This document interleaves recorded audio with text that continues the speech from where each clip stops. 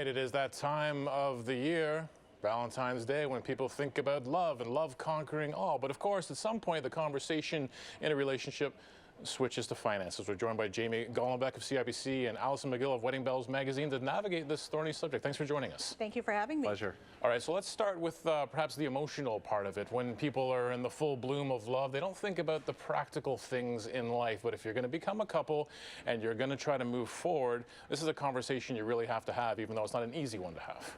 Right. Well, it's pretty much the number one thing nobody ever wants to talk about. And, you know, if you're starting to get to that point in your relationship where you're talking about living together or vacationing together or making significant financial decisions together, you need to have that conversation about money, because nobody wants a surprise. What's the icebreaker? You're sitting around, you're having a drink of wine, maybe it's over Valentine's Day, and you say, you know what, money.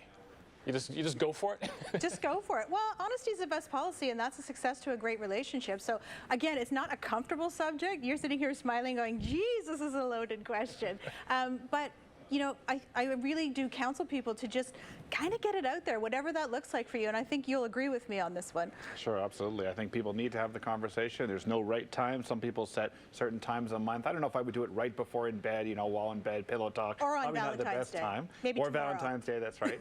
But I think, you know, people do set regular times every month to have these conversations, or every quarter, review the financial statements, look at their bank statements. But people need to have that conversation early on. That's the message you want to get out. That's the message you want to get out. But CIBC did a poll a few months ago. Only 33% of the couples surveyed said they're about to get married, yes, and they've had the chat about money. 1 in 3 couples. That doesn't seem like a lot, especially now you're talking about marriage, not even about vacationing together. I know. Whether it's marriage or moving in together, living common law, these are all absolutely critical. And when we did that survey, we were quite surprised that people have not had that kind of conversation. People spend hours and thousands of dollars, tens of thousands of dollars on the wedding, on the reception, and all that other stuff. But what about the rest of your life together? And I think it's absolutely critical. I was saying that's a great point. You know, a lot of people talk about that wedding budget getting out of control and how important is it. It's super important, and that's really going to be a benchmark for how you're going to manage your life moving forward financially. And to your point, there is a life after the wedding, so let's keep it on track so that you can live that life and you're not wedding poor or house poor. Wedding poor or house poor. Hard not to be house poor in this market. In terms of, does one size fit all, though? Because I think you hear about how other people run their finances, and I know how my wife and I do ours in our household. We basically, all the money goes into one account. Everything gets paid out of one account. There's just big one pot of money, and then I get in trouble when I bring home a new guitar. Yeah, that's very common. A lot of couples do have. Does she get in trouble with shoes? I don't.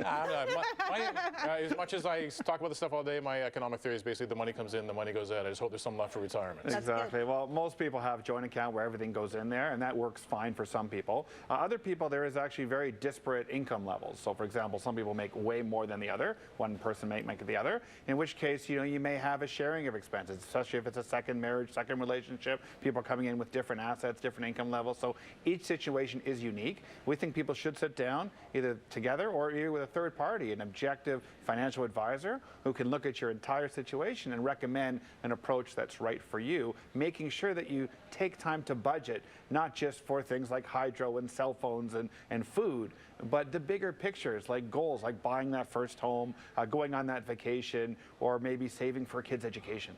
Now, Allison, there's something Jamie said there that sounded like trouble to me. Okay. One person makes more than the other, and so that it's not just not all pot that gets paid out if you start sort of quantifying the contributions made. To me, this seems like an area that's ripe for friction. Could be, absolutely. And I think, again, this is where communication comes into it. And a healthy relationship is a coming together of two people who operate as equals. So there may be disparity, you know, on when you first start together, but that could change over the years. So it's a give and take, and it's a flux. And I think what we're dealing with is if you're in a relationship and it's getting to the point, you know, you're not married yet, or you're going along that road, and there are some feelings of resentment between a partner with another, honestly, I think you have to ask yourself the question, is this the right fit for you? Because this is your life you're talking about, and these feelings probably won't go away. So number one cause of breakdowns in relationships, you think it's other things, people talk about sex, people talk about all kinds of other issues, money. It's the #1 cause for relationships not working out. One thing I can imagine too, that we've talked about wedding budgets and then moving forward. So you're planning this part of your life in the present and what it's going to be like. But people bring financial baggage. They bring emotional baggage to relationships. They bring financial baggage too. How important is it to lay your cards on the table in the sense that, well, I've got some of these debts here. I never paid off the student loan. You know, I like going to Vegas a lot. Yeah, no, I've known couples in that situation. That's Absolutely. true. I think financial disclosure is absolutely critical to a successful relationship. I would lay it all on the table, your assets or liabilities, and then come up with a plan together on how you're going to attack those liabilities. If one person has big student debt and the other one doesn't, how are you going to approach it? Are you going to jointly pay down that debt, or are you personally responsible for it? It's an open discussion. It is an open discussion. And I think, you know, to go a step further, to go to the flip side of that, we haven't talked about a prenup, but that is a big thing. You know, we've done a survey where 40% of people suggest that it's a good idea. So we're talking about if you have assets to protect yourself moving forward.